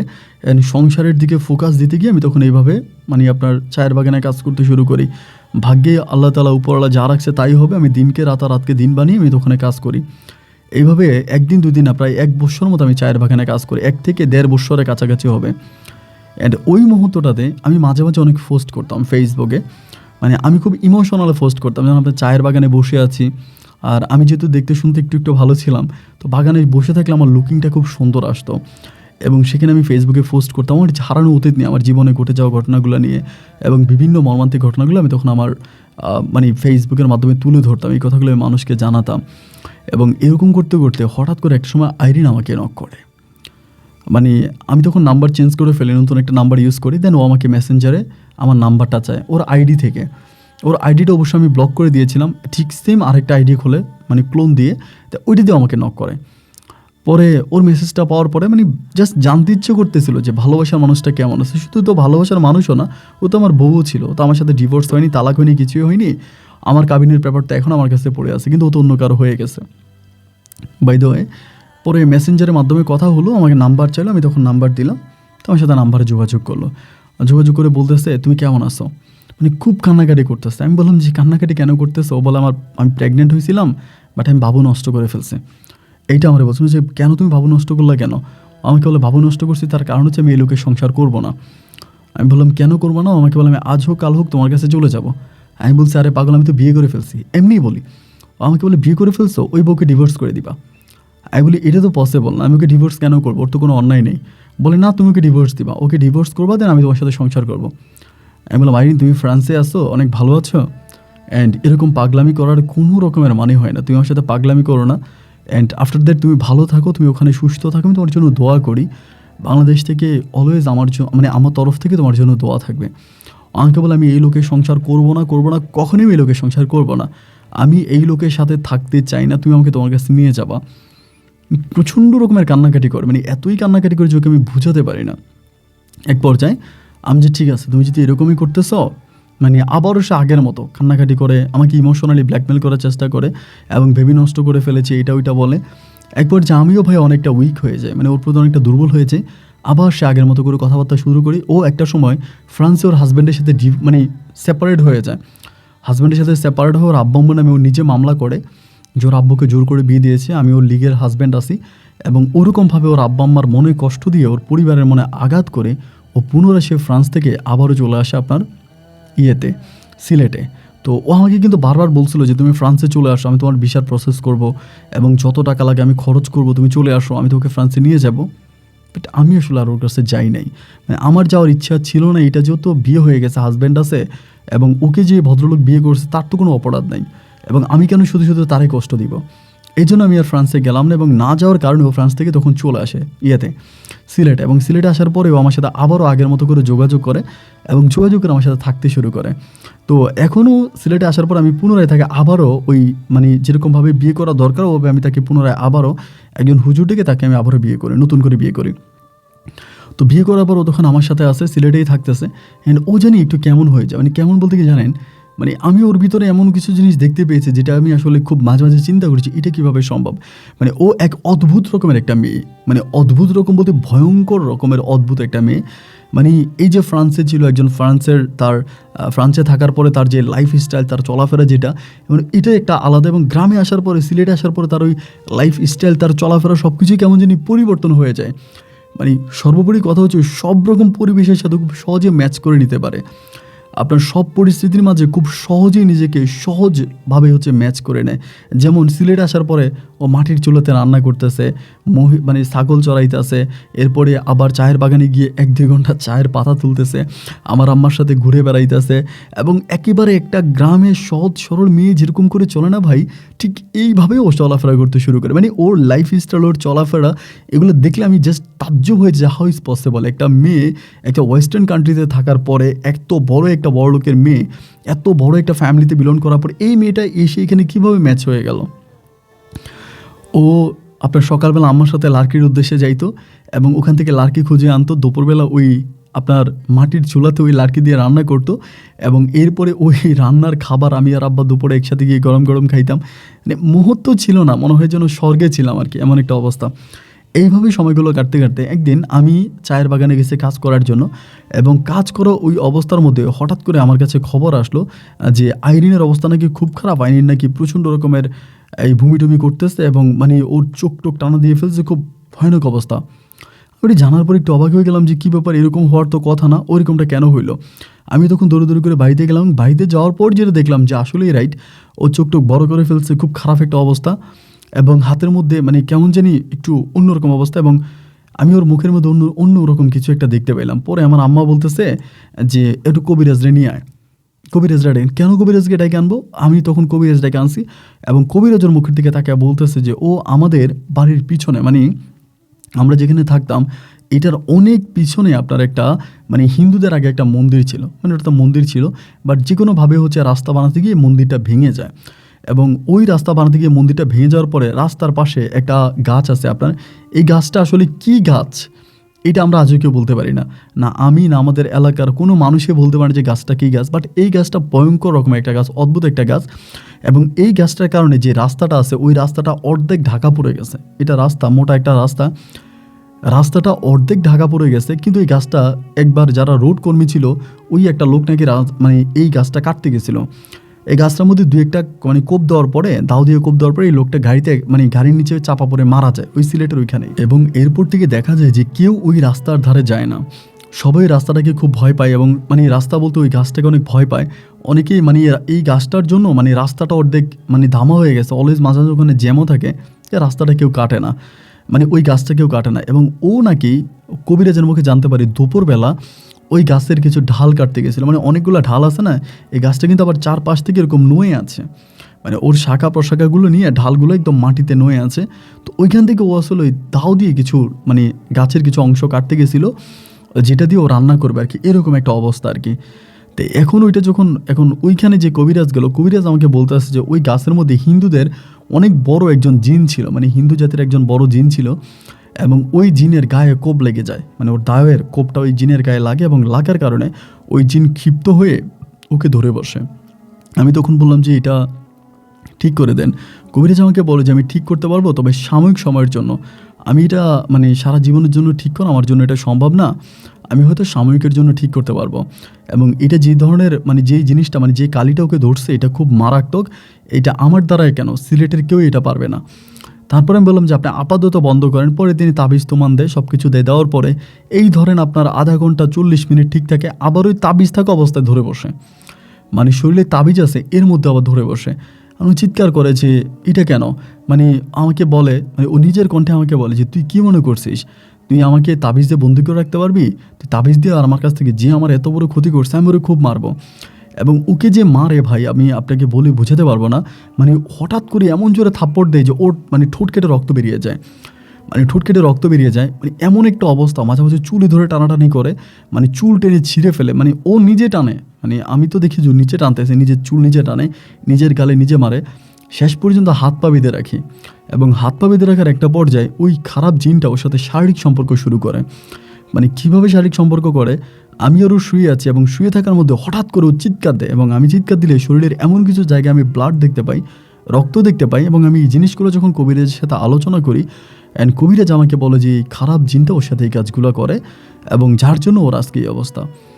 আমি তখন ভাই পাগল হয়ে যাই যে আসলে ওকে কিভাবে বাঁচাবো বা কিভাবে কি করব, কোনো কিছু বুঝতে পারি না। এবং এক পর্যায়ে আমি তখন একটা আপনার কবিরাজের সন্ধান পাই, হিন্দু কবিরাজ, বা ওনার বাড়ি সিলেটে, মানে ইয়াতে আপনার ইন্ডিয়াতে। তো ওনার সন্ধান পাই এবং আমি একদিন কি করি ওনার সাথে দেখা করার জন্য যাই, মানে আমাদের সিলেটের মানে বর্ডার পার হয়ে অবৈধভাবে আমি তখন ওই কবিরাজের বাড়িতে যাই।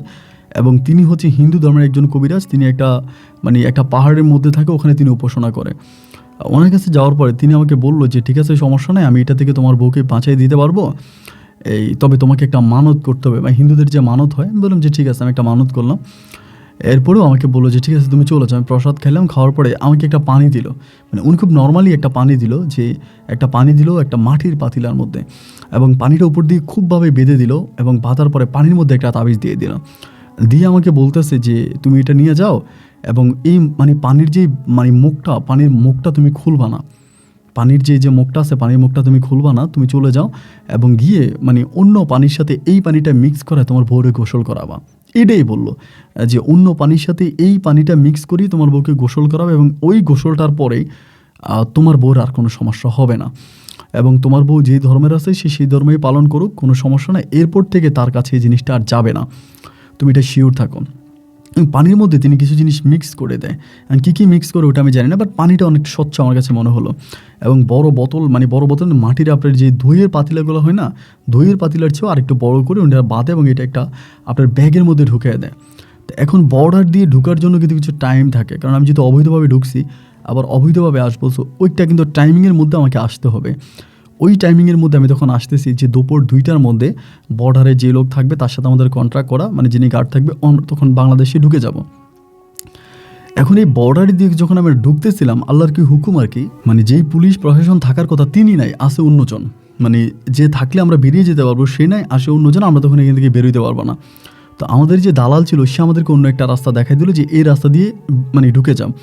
তো ওই রাস্তা দিয়ে ঢোকার সময় হঠাৎ করে ইন্ডিয়ান যে পুলিশ ছিল, মানে ইন্ডিয়ান যে প্রশাসনের পুলিশ ছিল, ওই ইন্ডিয়ান পুলিশে তখন হচ্ছে কি আমাদেরকে দৌড়ে নিয়ে দিচ্ছে, মানে আপনার ইন্ডিয়ার যে বিএসএফ মানে বর্ডার গার্ড, ওরা দৌড়ে নিয়ে দিচ্ছে। ওটা আমরা অবৈধভাবে ঢুকতেছি, এই দৌড় দেওয়ার পর আমরা আবার ইন্ডিয়ার ভিতরে দৌড় দিচ্ছি এবং দৌড়াতে দৌড়াতে দৌড়াতে দৌড়াতে মানে ওরা পিছন থেকে দৌড়াইতে আসে এবং বর্ডার থেকে মোটামুটি বেশ দূরে একটা বিশাল জঙ্গলের মধ্যে যায় ওখানে পড়ছে। আমরা প্রায় 6 জনের মতো ছিলাম, আমি সহ।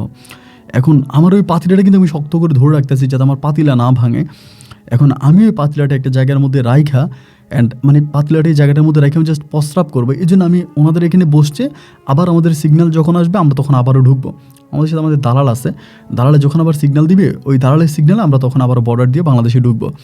এখানে বসে আছি, এমত অবস্থার ভিতরে আমার প্রস্রাবে পাইছি, আমি একটু সাইডে গেলাম প্রস্রাব করার জন্য, ব্যাগটা এখানে রাখা। এবং প্রস্রাব করার পরে আমার একটু টাইম লেগেছে অবশ্যই। প্রস্রাব করে আমি আসার সময় হঠাৎ করে ভাই আমি দেখি যে ওই লোকটা ওই পানিটা ঘটঘট ঘটঘট করে খাইতে আসে, মানে যে পানিটা আমার পাতিলের মধ্যে রাখা ছিল, মানে মুখটা খুলেই খাইতেছে। এবং এই দৃশ্য দেখে ভাই আমি মনে হয় জায়গার মধ্যে অজ্ঞান হয়ে যাব। আমি ওই ওই ওই ওই করতেছি যে মানে এরই ভিতরে হঠাৎ করে আমার পিছন থেকে কেউ একজন মনোল এসে আমার কলার মধ্যে চেপে ধরলো এবং এই ধরার পর আমাকে ওখানে মারতে শুরু করছে, মানে কি জঙ্গলের ভিতরে টাইনে নিয়ে গেছে এবং টাইনে এমন মারা মারছে যে মানে আমি যখন সুস্থ হই বা আমার যখন জ্ঞান ফিরে, আমি তখন দেখি যে আমি হিন্দু পাড়ার মানে আপনার বৌদ্ধ পাড়ার ওই দিকের একটা মহিলার ঘরে আছি, মানে উপজাতি মহিলার ঘরে আছি। ওই মহিলার ঘরে আছে এবং ওখানে যারা বৌদ্ধ আছে তারা অনেকেই আছে। এরা আমার তখন বললো যে আমি মানে অমত অবস্থা যে তারা আমার চিকিৎসা করতে পারতেছে না। পরে তারা কীভাবে বর্ডারের সাথে যোগাযোগ করার পরে বর্ডার থেকে তখন আমাকে বের করে দেওয়া হলো, যদি মারা যায় তাহলে ওদের দায়বার, এই জন্য বর্ডার দিয়ে আমাকে বের করে দিয়েছে বাংলাদেশের দিকে। এখন বাংলাদেশে আসার পরে বাংলাদেশের বিএসএফ যে বলতেছে যে আমাকে মনে হয় ওরা মারছে, মানে ওই দিকের প্রশাসন মনে হয় মারছে। আমি বলি যে না, আমাকে মারে নাই, আমাকে কিছু করে নাই। এই অবস্থার মধ্যে বাড়িতে আসছি বলতে আমি হসপিটালে নিয়ে গেছে। হসপিটাল থেকে মোটামুটি সুস্থ হয়েছে, আমার হাত পা মানে একদম কালো করে ফেলছে আমাকে মেরে। অ্যান্ড কীভাবে আমাকে মারছে আমার কিছু মনে নেই, শুধু মনে আছে আমার কলার চেপে ধরে আমাকে বাড়ির ভিতরের দিকে নিয়ে গেছে, মানে পিছন দিকে।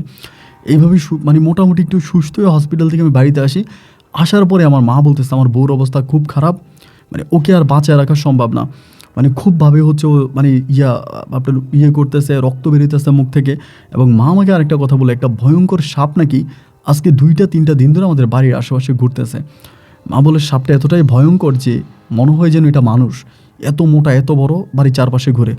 তো আমি তখন সিদ্ধান্ত নিলাম যে ওর তো আমি চিকিৎসাও করতে পারি না, ঠিকও করতে পারি না, এখন আমি ওকে দিয়ে করবো কি। এবং একটা পর্যায়ে আমার কাছে মনে হলো যে ও যদি সিলেট থেকে চলে যায় তাহলে হয়তো সমস্যাটা দূর হয়ে যাবে, আমি ওর পরিবারের কাছে পাঠিয়ে দেবো, ওর বাবার কাছে, মানে ওর বাবার কাছে গেলে হয়তো ভালো হয়ে যেতে পারে। এই জন্য আমি ওর বাবার সাথে যোগাযোগ করি এবং যোগাযোগ করার পর ওর বাবা তখন ডিরেক্টলি আমাকে বলে যে ওনার আরও মেয়ে আছে, ওনার এই মেয়েটা ওনার প্রয়োজন নাই, ওনার এই মেয়েটাকে নিতে চায় না। দেখেন ও অসুস্থের মধ্যে আমাকে বলতেছে, মানে জিনটা যখন ওকে ছেড়ে দেয় তখন একটু ভালো থাকে, ছেড়ে দিতে আমাকে বলতেছে যে আজকে অসুস্থ বলে আমাকে আমার বাবার কাছে দিয়ে দিতে চাচ্ছ, আজকে অসুস্থ বলে আমাকে আমার বাবার কাছে দিয়ে দিবা, এরকমভাবে বলে। অ্যান্ড এরকম করতে করতে একদিন হলো কি আপনার সকালবেলা, সকাল না বলতে দুপুরের দিকে এরকমই হবে, প্রায় 11টা-12টার দিকে আমি বাসা থেকে বেরোলাম, দেখলাম ওই যে সাপটা, আমাদের এখানে একটা নারিকেল গাছ আছে, নারিকেল গাছের নিচে বসে আছে। মা যে সাপটার কথা বললো যে বেশ কয়েকদিন ধরে সাপটা এইভাবে মানে ঘোরাফেরা করে বাড়ির চারপাশে। এই সাপটা দেখার পর আমি তখন কী করলাম, একটা লাঠি হাতে নিয়ে সাপটা মারতে শুরু করছি। মারছি মানে 2-3টা বাড়ি দিছে এবং সাপটা তখন জাঁপ দিয়ে ভিতরের দিকে চলে গেছে। অনেক মোটা বড় আকারের সাপ ছিল, মানে একেবারে মরে যায় না, আঘাত খেয়ে চলে গেছে ভিতরের দিকে। চলে যাওয়ার পর আমি তখন গোসল টোসল করছি, জোহরের নামাজ পড়ছি। এই জোহরের নামাজটা পড়ে বাড়িতে আসতেছি, এমন সময় হঠাৎ করে চিৎকার পড়ছে এবং চিৎকার পড়ার পরে আমি শুনতে পাই যে মানে বাড়িতে সবাই চিৎকার দিতেছে এবং শুনতে পাইছি আমার বউরে সাপে কাটছে। মসজিদ থেকে তখন মাত্র বের হয়েছি, বের হওয়ার পরে শুনতে পাই সাপে কাটছে। তখন ধরে আসতে দেখি যে হ্যাঁ সাপে পায়ের মধ্যে কাটছে, ও মানে খুবভাবে মানে রক্ত বেরিয়েছে এমনভাবে কাটছে। তা আমাদের এদিকে আসলে ওরকম ওঝা পাওয়া যায় না। পরে কোনো মতে পাটারে বাঁধেই, পাটারে অনেক কষ্ট করে বাঁধার পরে তখন আমি কবিরাজের জন্য রওনা দিছি। কবিরাজের জন্য রওনা দিছি ভাই, এত বৃষ্টি, মানে এত যে বৃষ্টি বলার মতো না, মানে বৃষ্টিতে আমার পুরো শরীর পুরো ভিজে গেছে, রাস্তার মধ্যে এত বৃষ্টি হয়েছে। তো কবিরাজের বাড়িতে গেছি, কবিরাজের বাড়িতে যাওয়ার পরে ওই সাপুরে কবিরাজরা আমি তখন নিয়ে আসতেছি এক রাস্তা দিয়ে গেছি, আরেক রাস্তা দিয়ে আসছি, মানে আমি তো ওদের রাস্তা চিনি না। ওই রাস্তা দিয়ে আসার পরে আমার শরীর ভিজা। মা আমারে বলে, কিরে তোর শরীর ভিজা কেন? আমি বললাম বৃষ্টি হয়েছে। কবিরাজও আমার দিকে তাকে আছে, মাও তাকে আছে যে বৃষ্টি হয়েছে, এটা কী ধরনের কথা? মানে ওরা তো বৃষ্টি দেখে নাই। এবার কবিরাজ কী করলো, আমার বউরে ধরলো, হাতে ধরে বলতেছে উনি তো নাই। কি বলেন উনি নাই? বলে হ্যাঁ উনি তো নাই। আমি বলি নাই মানে বুঝি নাই। কবিরাজ বলে মারা গেছে।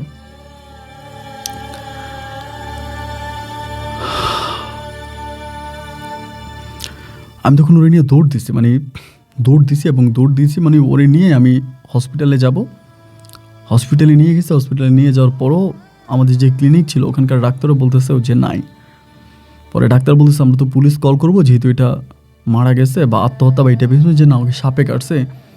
তো যাই হোক হসপিটাল থেকে বুঝিয়ে বাড়িতে আনছি। আনার পর ওর বাপ মায়ের ফোন দিছি যে ওরে সাপে কাটছে, ওর অবস্থা ভালো না।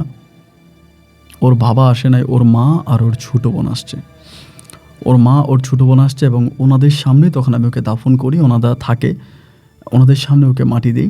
আমাদের বাড়ির পিছনেই ওকে দাফন করি। যদিও ওর মা বলছিল নিয়ে যাবে, তা আমি আর নিতে দিই না। আমার আব্বা বলে নিতে দিস না, নিলে ওইখানে গিয়ে একটা ঝামেলা করবে ওরা, তা নিতে দিই না। পর আমি ওখানে দাফন করে দিই।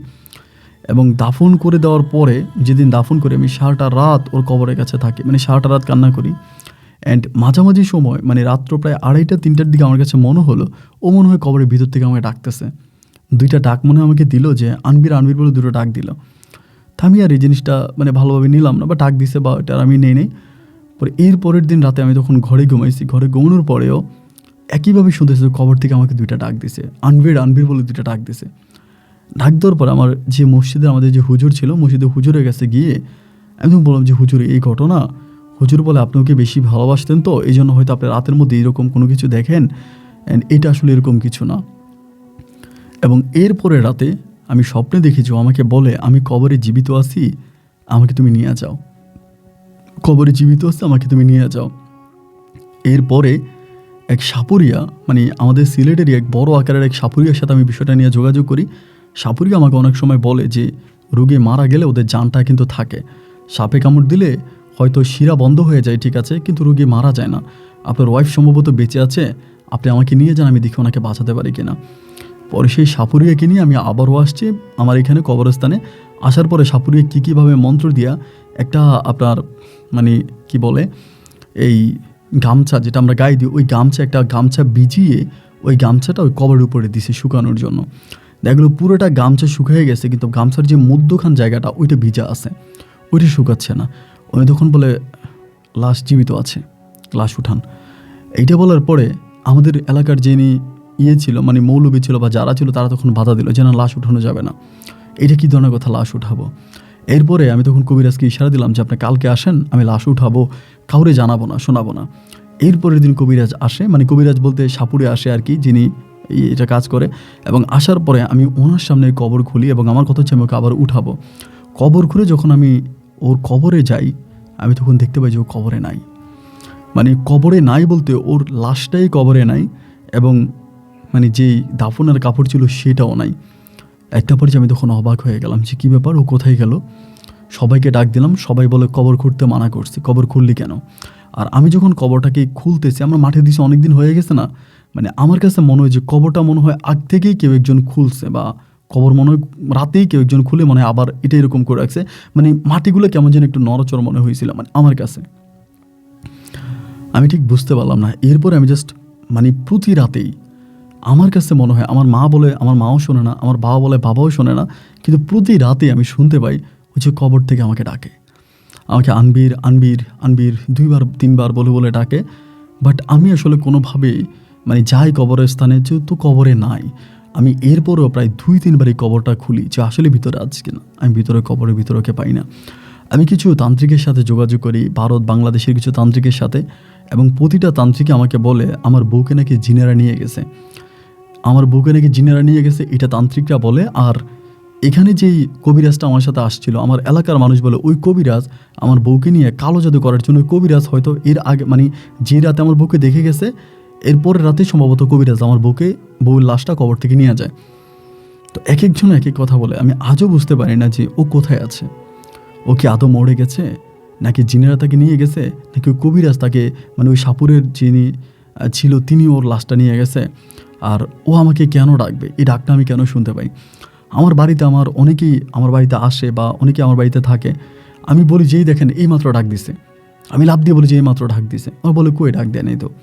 আজকে বহু বছর ধরে আমি এই জিনিসটা সাফার করে যাচ্ছি, আমি প্রতিটা রাতে ওর ডাক শুনতে পাই, কবর থেকে আমাকে ডাকে। কিন্তু আমার পরিবারের মানুষ বলে আমি নাকি স্বপ্নে দেখি বা আমি নাকি এটা ভুল দেখি। ভাই, আমার বউ মারা যাওয়ার পরে এই পর্যন্ত মনে হয় না যে আমি একটা রাতে ঘুমাইছি।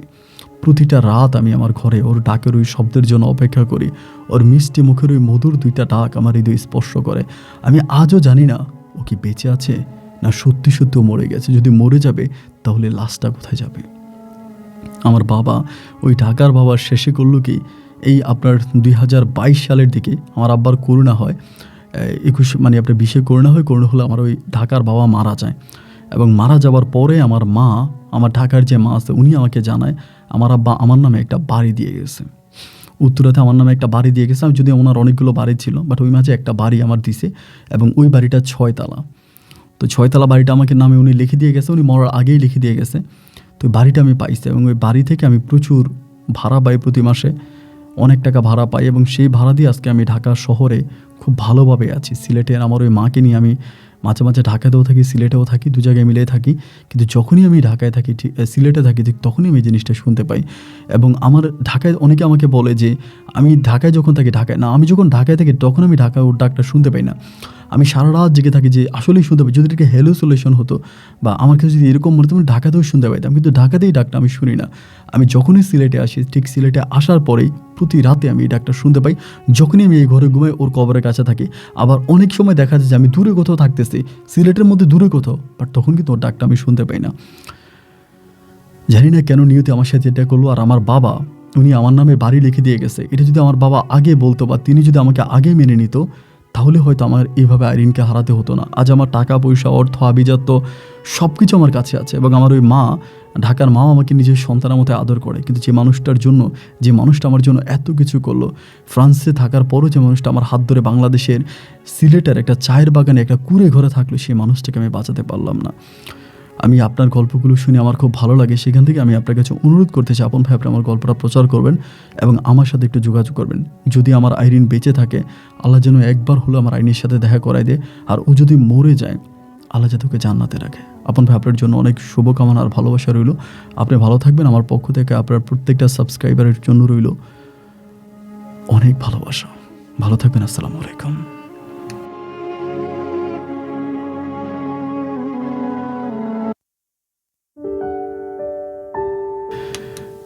প্রিয় বন্ধুরা, সবাইকে অনেক বেশি ধন্যবাদ। এতক্ষণ পর্যন্ত সিলেটের ভাই আনবিরের জীবনের বাস্তব গল্পটা আমার মুখে শোনার জন্য। বন্ধুরা, এইটা কি আমি কোনো ভৌতিক গল্প বলবো নাকি কি বলবো আমি ঠিক বুঝি নাই, কিন্তু লাস্টের দিকটা আমাকে খুব অবাক করেছে যে কবরে মাটি দেওয়ার পরে তাকে ডাকে এবং সেই ডাকটা শুধুমাত্র সেই শুনতে পায়। আমি বুঝলাম যে এটা হয়তো সে ওখানে থাকে বলে, তার বউয়ের প্রতি ভালোবাসা আছে বলে এই জিনিসটা হচ্ছে, কিন্তু ঢাকায় থাকলে তো এটা হয় না। তারও যেই প্রশ্ন, আমারও একই প্রশ্ন, এবং সিলেটের অন্য কোথাও থাকলে তো এটা হচ্ছে না। ওই বাসায় থাকলে কেন সে ডাকটা শুনতে পাবে? আর তার সাথে অন্য কেউ থাকলে কিন্তু অন্যরা এই ডাকটা শুনতে পায় না। আর সবচেয়ে অদ্ভুত লেগেছে, কবরের ভিতরে লাশটা কোথায় গেল? লাশ কোথায় গেল? লাশ ওই কবিরাজ নেওয়ার তো প্রশ্নই আসে না। কবিরাজ তো বলে যে পরের দিন আমি আসবো, আপনি লাশ উঠাবেন। তাহলে কবিরাজ লাশ নেবে কেন? অনেকেই নাকি বলে যে কবিরাজ ব্ল্যাক ম্যাজিক করার জন্য নিয়ে গেছে, আবার অনেকেই বলে যে জিনেরা হয়তো নিয়ে গেছে। আল্লাহ তাআলাই ভালো জানে, কারণ আমাদের পৃথিবীটা রহস্যে করা। সো কীভাবে তার বউয়ের লাশ কী হলো, এটা আল্লাহ তাআলাই ভালো জানে। এবং আমার কাছে জাস্ট পুরো বিষয়টা অবাক লেগেছে। এবং আজ আমার আনভিরের জন্য সত্যি অনেক কষ্ট হচ্ছে। এই মানুষটা চাইলে, এই যে ওর বাবা মা, যদি ওর বাবা চাইতো আর কি, আনবিরের বাবা যিনি ঢাকায় ছিল, তিনি চাইলে কিন্তু তার গল্পটা এরকম হতো না। আর অনেক সুন্দর হতো যদি তার আনবিরের পেটে ধরা বাবা মাকে যদি মেনে নিত আর কি, আনবিরের ওই ঢাকার বাবা।